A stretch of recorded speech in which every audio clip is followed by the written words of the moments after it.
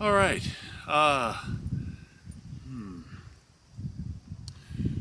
It's the middle of March in Vermont, and that means that the sap is going to start to run in the maple trees.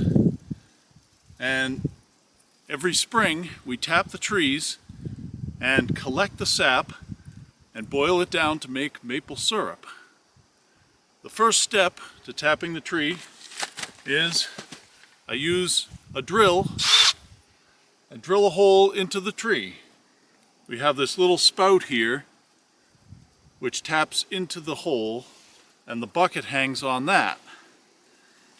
So we make a hole, and look at that. It's been very cold here, but I call this tree old reliable because look, it's already starting to run. The sap is already starting to come out. I don't know if you can see that, but it's a little wet in the hole there. And that's the sap.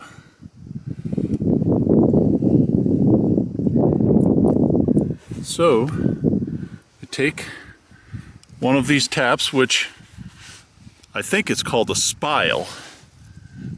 But anyway, it's a tube. It's a stainless steel tube that we just tap into the hole. Having remembered to put the hook on before we tap it in, and then we select a bucket and we put a pail right on the tap, and look at that. It's already running. Anytime the temperature gets above freezing during the day and below freezing at night, that's when the sap will start to run. But usually it takes a few days of those freeze-thaw cycles for the sap to run.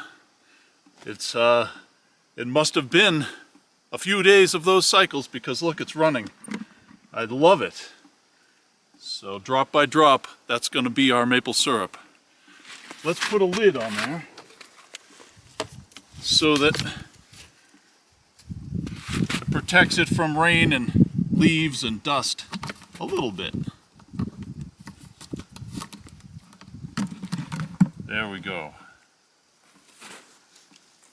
See if you can hear the dripping into the pail.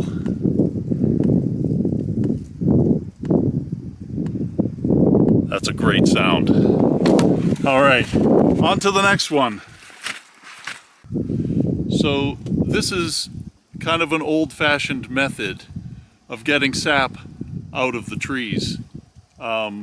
Modern maple syrup producers, they use a vacuum system and they connect all the trees to plastic tubes that run through the forest and gather all the sap into a big central tank so that they don't have to walk around and collect the sap. But since we're very small time here and we mostly do this just for our own use and for fun, I use this old-fashioned method of a tap, although this is a stainless steel tap, which I like a lot. It took me many years to find the right kind of tap. There's plastic ones, there's aluminum ones, but these stainless steel ones really stand up to a lot of abuse. So we're gonna make another hole here.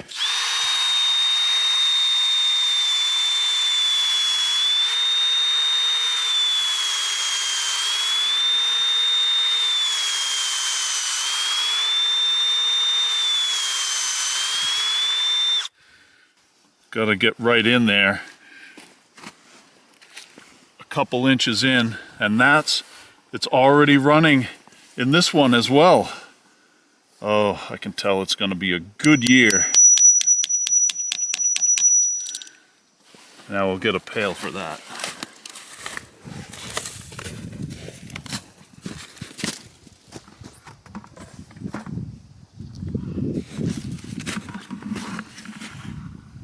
Don't want to lose a drop. Whew.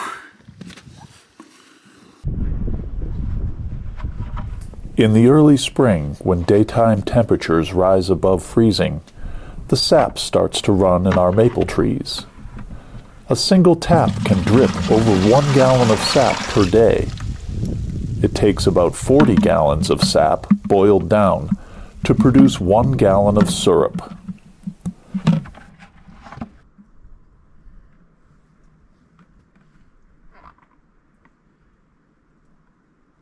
When temperatures dip below freezing, or it's cloudy and windy, the sap stops running again. So we watch the weather and hope for a string of sunny, calm days to produce a good sap run. Making maple syrup is a springtime tradition in Vermont. After a long, cold winter, I welcome the opportunity to go outside when the daylight lengthens and the snow starts to melt.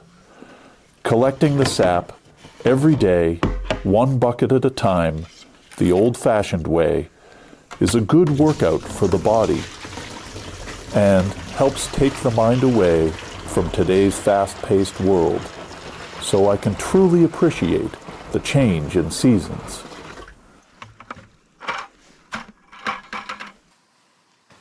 So the next step in the process to making maple syrup for us is to gather fuel to burn in the evaporator, and we burn wood from used pallets.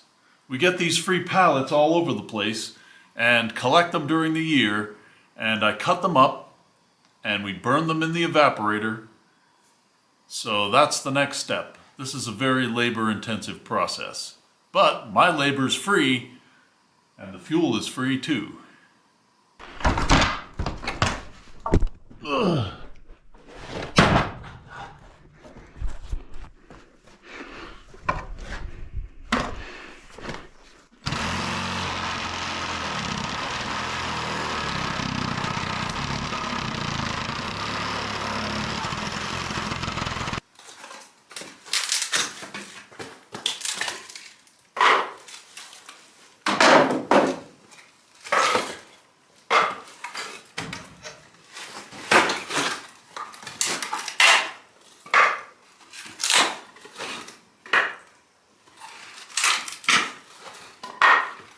So when you're using pallets for fuel, it's important to learn the codes that are printed on the pallets so you don't burn the wrong ones.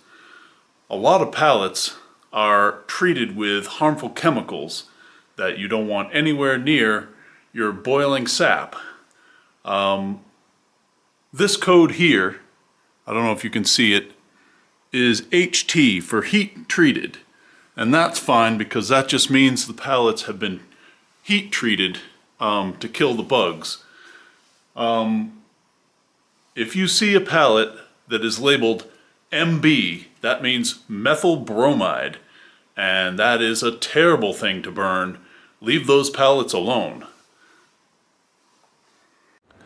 Good morning. We're getting ready to make some maple syrup today. I've got the evaporator pan, which goes on top of the firebox.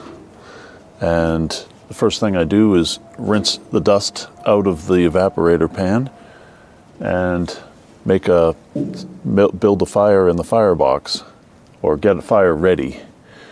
And then I put this on top of the firebox and light it up and start boiling sap.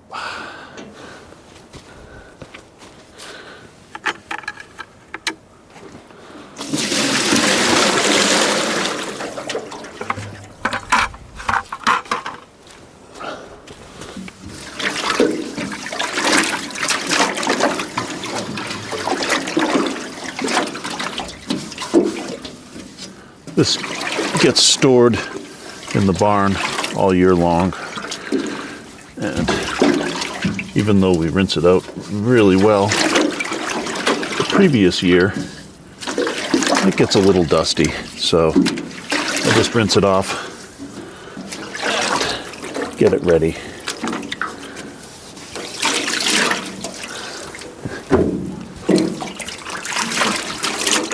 Get those spiders out of there. Nobody wants spiders in their maple syrup.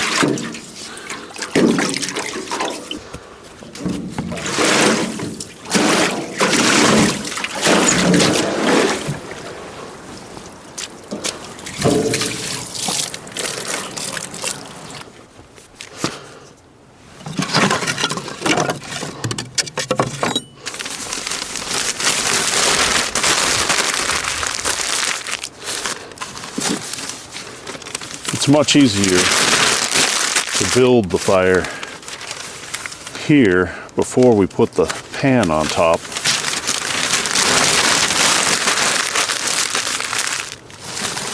At least initially, put the wood in,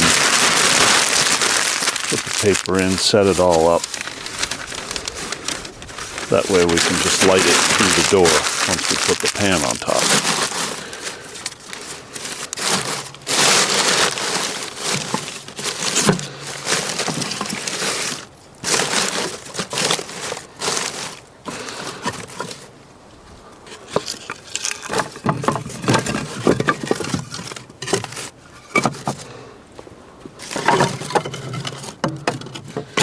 These broken up pallets, they've got a lot of nails in them, but it doesn't hurt the fire any. The nails don't burn. We just end up with a pile of nails at the end.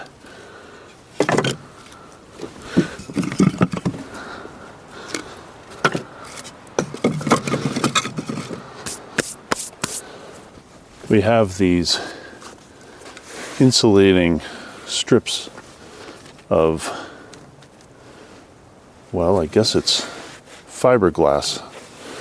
It's like stove door insulation that goes around the edge of the firebox here to make a little better seal between the firebox and the pan. And I always wear gloves when I touch these things because they are bristling with fiberglass. It's a breezy day today. Should be a good day for boiling sap. Okay.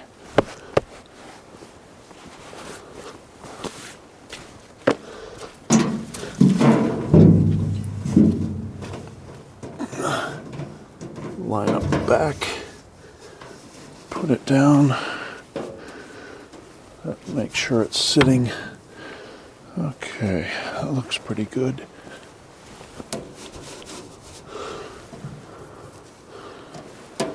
Excellent. We've filled the 35-gallon tank with sap.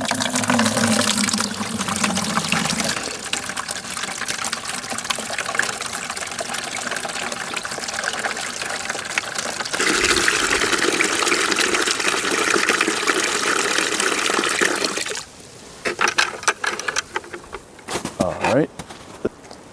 There is a little scale in there from years past. It's not dirt. It's just a little discoloration.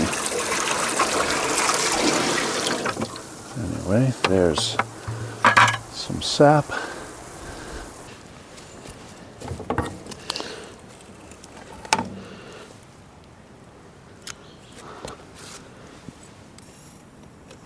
We'll light it up.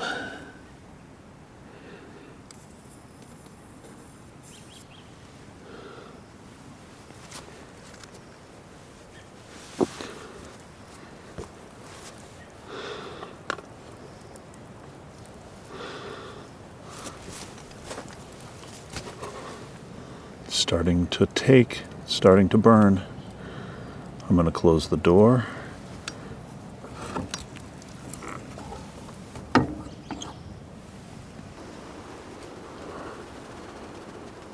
The smoke's starting to come out the top of the pipe.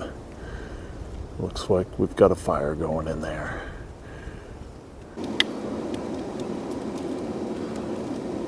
I see some steam coming out the top of the pan. I think we're starting to boil. Oh yeah, look at that. The boils started in the center of the pan.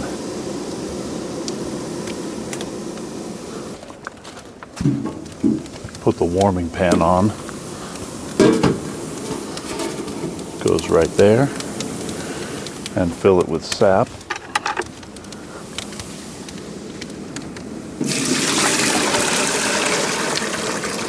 Warms the sap up, but almost just as importantly, it allows us to add sap by opening this little valve a tiny bit so it just dribbles in, and that way we don't cause the sap to stop boiling by adding cold sap or too much cold sap all at once. Now we've got our backyard sugaring operation started. It's just a matter of adding wood and adding sap a little bit at a time all day long, tending the fire, and at the end of the day we should have some maple syrup.